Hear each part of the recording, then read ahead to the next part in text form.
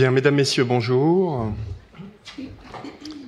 Madame la représentante du président du Congrès, monsieur le procureur, mesdames, messieurs les représentants des élus et des collectivités de la Nouvelle-Calédonie, chers collègues, chers étudiants, mesdames, messieurs.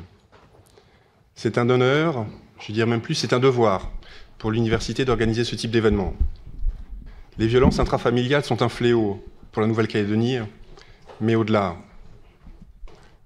Je ne sais pas si l'un d'entre nous a un quelconque pouvoir pour pouvoir limiter les pandémies, pour pouvoir limiter les guerres, pour pouvoir limiter les crises économiques.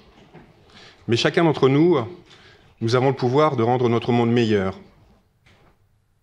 Le monde de notre entourage, de notre famille, de nos amis.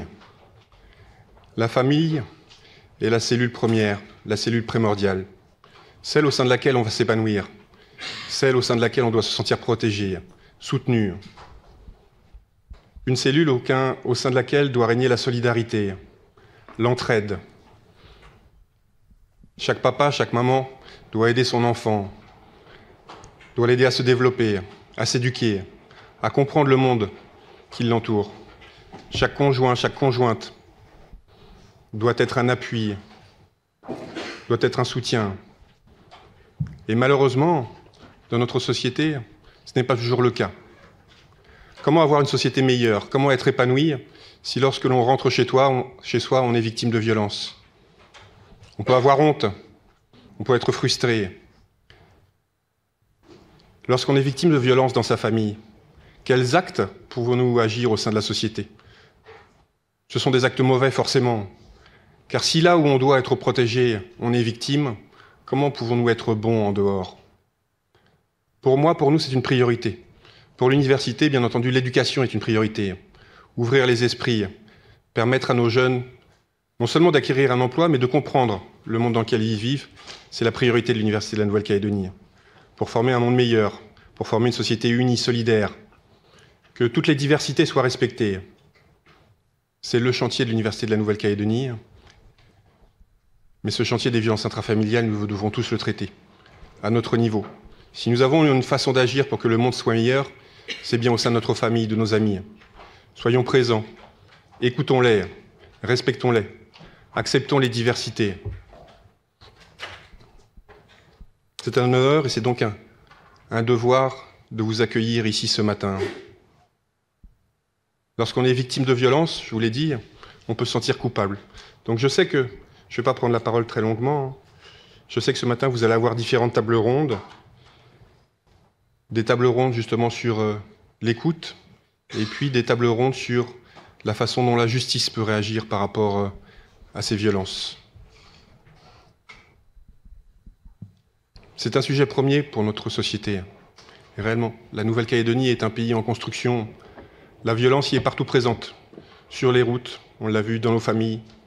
L'alcool, le cannabis détruisent nos familles et détruisent nos sociétés. Nous avons besoin de ces espaces d'écoute et d'échange. Nous avons besoin de comprendre, nous avons besoin de pouvoir nous exprimer. Je remercie sincèrement les différents acteurs du large qui ont organisé ce séminaire, Carole, Sabrina, mais également les étudiants du master de droit et Eva qui se trouve à ma droite.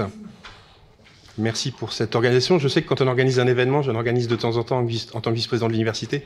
C'est toujours lourd de convaincre, d'inviter, de relancer.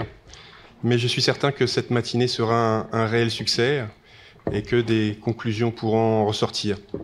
Les petites choses que vous entendrez ce matin, parlez-en autour de vous. Faites en sorte que le message soit diffusé.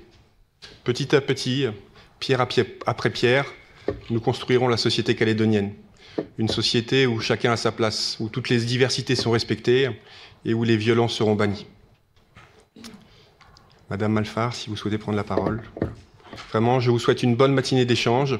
Encore une fois, je suis ravi que cet événement puisse se tenir au sein de l'Université de la Nouvelle-Calédonie. Merci à Eva et merci aux collègues du large.